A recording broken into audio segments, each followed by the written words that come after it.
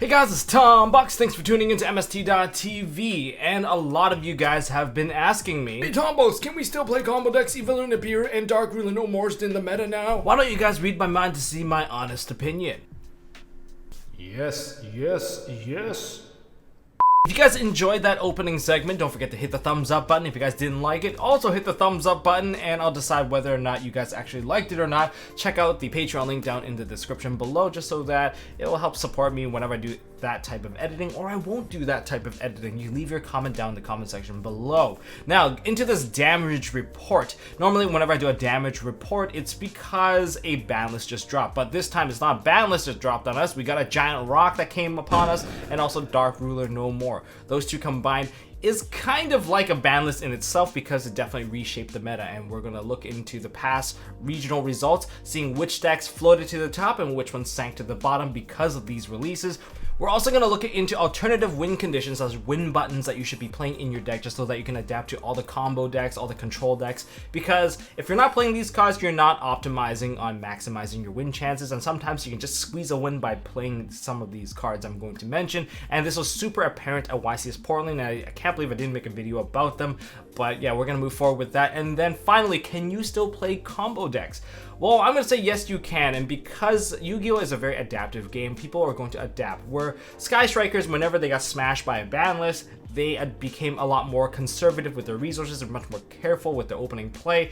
Basically, they fine-tune their playstyle. For combo players, I guess we have to be a bit more patient and find alternative combos to eat up those kinds of big counter plays. So yeah, that's what this video is about, so stay tuned. Let's go on with the first little bit. Okay, looking at the past weekend's regional results, even if you just go ahead and YouTube search Yu-Gi-Oh! Regionals 2019, turn on the last month filter, you can see that a majority of these deck profiles, they are Sky Striker tops, taking from the top 16 all the way to first place.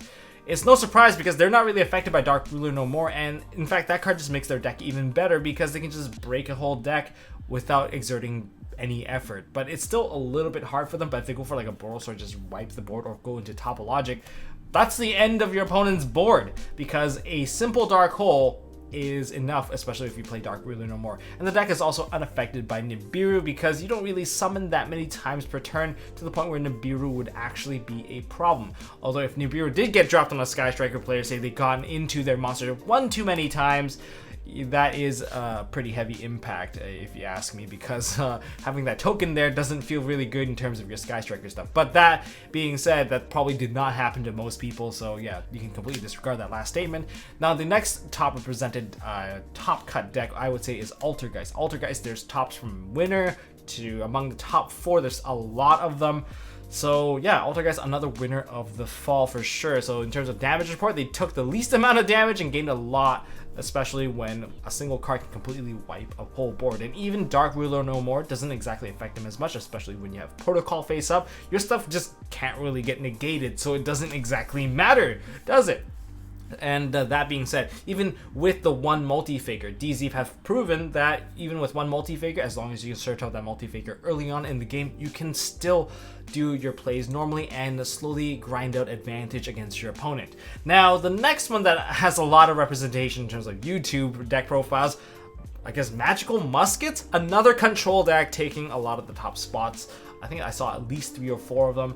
So another deck, control based, that does not require to summon up to 5 monsters to really establish control. See, a lot of these cards, they're all just control decks, and because these decks aren't OTK based, the debuff where you can't do damage to your opponent does not hurt them at all whatsoever. And let's not neglect Subterra. Subterra, again, another control deck that can just grind out advantage because Guru can just spit out advantage constantly when you flip them up, down, up, down, up, down. Eventually, it'll just outgrind your opponent, and you have the ability to assert damage against most of your opponents anyway. So Subterra, I believe it did win a couple regionals as well. So the top contenders were all mainly control decks. Now, combo decks didn't completely fall off the face of the earth. A lot of them still made the top cut, especially those who chose to go blind second, because by going blind second, you're not afraid of Dark Ruler no more, and by not being afraid of Dark Ruler no more, you can just go ahead and make the OTK play, break the board, kill the opponent. It's as simple as that, and I think that's how combo decks should have been, rather than build those oppressive boards that no one can really play out of.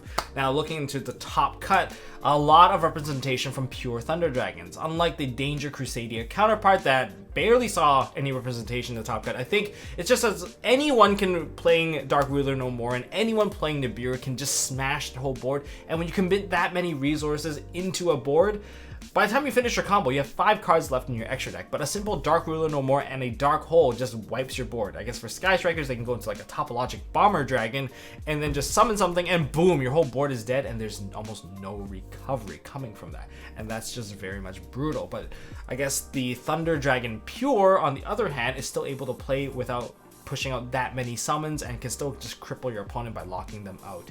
And Chaos Dragon Legionnaire is still a very scary card nonetheless. And looking into the next one, of course, there's Orcas. Orcas was just really well represented altogether because if you just go second, you can just break a board, and there's Vishuda. There's just a ton of things you can do. Sure, if your opponent establishes a board, they're less likely to use Nibiru against you because they kill their own board as well. And if you somehow have ways to extend out of that, your opponent is still dead. And if you just cripple your opponent through your play, you can still kill them with a quick OTK. And if you want to play another combo deck, Pendulum Magicians are still available. I think it was like Pendulum Endymion, because using the Endymion engine or using the Servant of Endymion, you can bring out a quick Jackal King to prevent Nibiru from dropping on you. And if you're playing the Zephyr build, you can set Zephyr Divine Wrath so that you can negate the Dark Ruler no more, leaving your whole entire board live so that you can just cripple your opponent with an oppressive board, just like before. And most of the other combo decks that do survive, like Crusadias, I believe there was a Crusadia deck that was second place. Like, I think it was a pure Crusadia deck that just went OTK ham. Again, going second. So yeah, there's a little thing to catch there. As for the thing that got completely slashed, I think in terms of representation, there has been a lot less Salamangreats. I'm not saying that they didn't top, I'm just saying there was a lot less tops coming from Salamangreats. It's because they may be a control deck, but they're a control deck that require a lot of comboing effort, and they need to maintain a Link monster on the field to just really control the board. Without the Link monster on the field, their traps are kind of duds for the most part, and that's where it really suffers. And the second deck that really just got axed out of the top cut representation would be Danger decks. Any Danger Crusadia deck, yeah, those were completely kind of just cut out for the most part, because if you play Sekka's Light, you get punished by 2 cards now, Mystic Mine, and you get punished by Dark Ruler no more. Those two in combination, you just have basically 6 copies of something that you have no counters to. Well, to summarize the damage report, you can say that control decks definitely took a leap forward, taking a lot more of the top cut representation. Combo decks aren't dead, but most of them have chosen to go second rather than going first because of the threats that they face. Killing your opponent is better than oppressing against your opponent now. And let's move on to the alternative win conditions that every deck should be playing.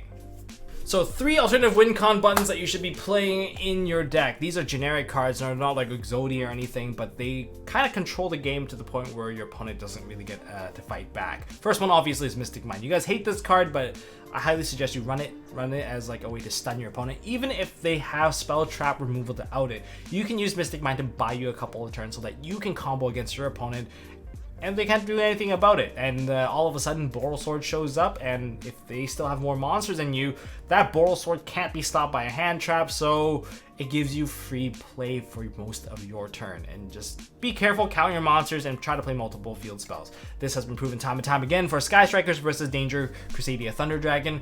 It's just because their full combo is no match for 1 copy of Mystic Mine. And with Dark Ruler no more, everything gets negated, and you drop the card, the game's already over. So that's one of them. Second one is against control decks, you can use Blackluster Soldier of Chaos, which is why the card is really expensive right now, but it is worth it. Especially against Sky Striker, the first thing you should do is boost your attack to 4,500 and then try to get the double attack hit as much as you can against your opponent afterwards, especially if you don't need to banish anything. Once you need to banish, the game is basically over for your opponent because they can't hit you with a Widow Anchor, Afterburners, or Jamming Waves. they need to go into a Borosword to run you over, or they need to go into a Topologic Bomber. But if you boost your attack, then Topologic Bomber will be useless, and you can prevent your opponent from getting any further. So yeah, there's that. And against Subterror, they can't target it, they can't flip it face down, and once you get that attack boost, the game is kind of one-sided, to be honest. They need to go into Umastrix, and Umastrix needs to get the attack boost, but if you can constantly hit other cards on the field, it's basically over, I suppose. And as long as you can keep on pushing out more and more monsters, they can't really stop you. So yeah, there's that. But just be careful, because I believe Subterrors, they can still maintain a level of control when they use Hidden City. So if you can get rid of that Hidden City as soon as you can, you'll be in pretty good shape.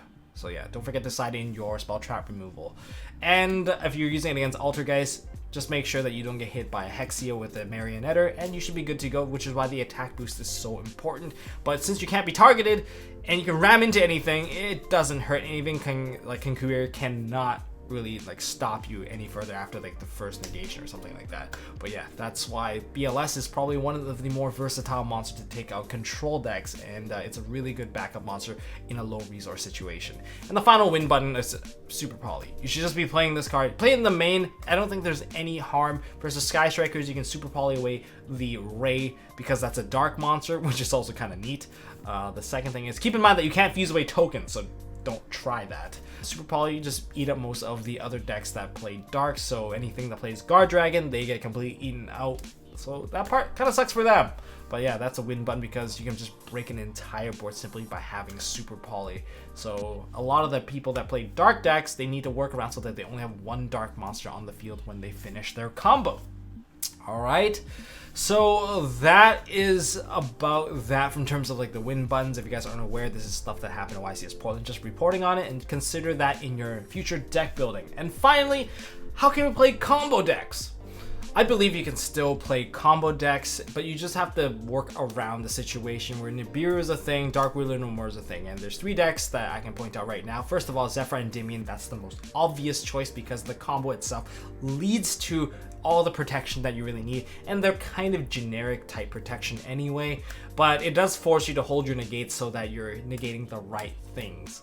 Yeah, that's the bit of the trade-off. So for Zephyr Endymion, you go into Jackal King so that you can prevent the Nibiru from hitting you. If you get hit by a Veiler at that point, be wary of what you're going to drop onto the field, alright guys? Now that being said, you can even drop a Crystal Wing against your opponent, but the moment you get to the Guard Dragon combo there and they don't smash your board, then you're still in pretty decent shape. But they have to smash your board pretty early. If they miss the timing to smash your board, you're going to summon an Odd Eyes Vortex, and also negate Nibiru as well. So there's that going for it. And if you're playing Zephyrs, of course, you can get the Zephyr Divine Strike that can stop the Dark Ruler No More. So that's that part for the Zephyr Endymion type builds. Next one, we have Orcas. Now Orcas, a lot of them have just opted to go second. By going second, you don't have to worry about Dark Ruler No More, and anyone that establishes a board, especially like a combo to combo based deck, you don't have to worry about Nibiru, because if they burned out that many resources only for them to tribute it off themselves, yeah, it's not exactly the most beneficial situation. And if you survive the situation, the game is over. They're taking a 50-50 risk, hoping that you can't extend past the Nibiru that was dropped upon you. And this is, I'm saying, going second, so you can just focus on OTKing your opponent. Now, other techs that people have tried out, of course, there is Ibli. Ibli, the Nightmare Corruptor, by dropping onto your opponent's side of the field, they cannot special summon anything but Link Summoning, so Nibiru is completely out of the question. And that lets you set up an Orcas board, getting all the way probably to the Topologic Bomber Dragon without any fear. So that's obviously pretty good. Just make sure that you don't blow up your own Ibli along the way, because that part will suck a lot, and then you're still gonna get smashed by a Smashy Rock. So yeah, just keep that in mind. And the other way that people have been protecting their board is with Winda. With Winda on the field, your opponent really can't drop a Nibiru, because Nibiru requires 2 summons. Those 2 summons are not of the same instance, and because they're basically all mandatory, since you cannot resolve the full effect of a card, you cannot use it. And that is one of the limitations so far from what I've seen people do, and that's been like a pretty popular ruling question. It's like, why can't I use Winda under this particular situation? It's because it requires 2 summons. That's probably why you can't do it. But, you know, confirm with the head judge anyways. As for the secret for playing Guard Dragons, choose to go second. If you go second, you can focus on getting out that Boral Sword and killing your opponent instead. And the Appaloosa is absolutely worth going into because the hand traps will be 100% less effective against you. So that being said, what if you're forced to go first and you have to establish a board, and Dark Ruler no more is still always going to be a threat? In that case, I would still recommend starting your play into going to an Appaloosa, but in terms of like the sequence I'm choosing to go into, I start off by using my Hieratic Seal of Heavenly Spheres. Because if that ever gets tributed, I can summon out a Red Eyes Darkness Metal, and if I maintained most of my extenders in my hand, that shouldn't be a problem to push into that Boral Sword or push into like other forms of plays. And you can even try to keep that token alive because that token is really, really big. And if they can't kill that token, you can use Smashy Rock to smash them back. Now, that being said, if you can use like a 2-material Appaloosa, is it still worth it? Absolutely, because Appaloosa's arrows are the exact same as Saryuja, and because they're the same, you just need one small dragon. If you can summon out a dragon that you previously used from like a World Legacy Guard Dragon spell card, summon it out, just go into LP, Pisty, all that shenanigans still works out. And if with the continuous spell, you can just shift your zones properly so that you can maximize the amount of space you can summon with. And that's why I think that is the most ideal way of playing. And once you get the Appaloosa out, most hand traps are basically null and void anyway, so you get almost like a free pass to push past your opponent. And that's kind of how I've been playing my Guard Dragon. I've been eating a couple of Nibiru's myself, but they've timed it wrong some of the times, and that's how I've been playing my Guard Dragons without the support of pendulums or anything like that. Well, that is all I got for this video, guys. If you guys enjoyed this video, hit that thumbs up button. If you guys want to see more stuff from MST.TV, hit the subscribe button, ding the notification bell, check out the Patreon link down in the description. If you haven't gotten your Nibiru stuff already, check out the TCG player link down in the description below as well. Did you guys learn a thing or two? If you guys have anything to add as well for combo decks, leave it down in the comment section. And I guess that's all I got for this video, so I'll see you guys in the next one.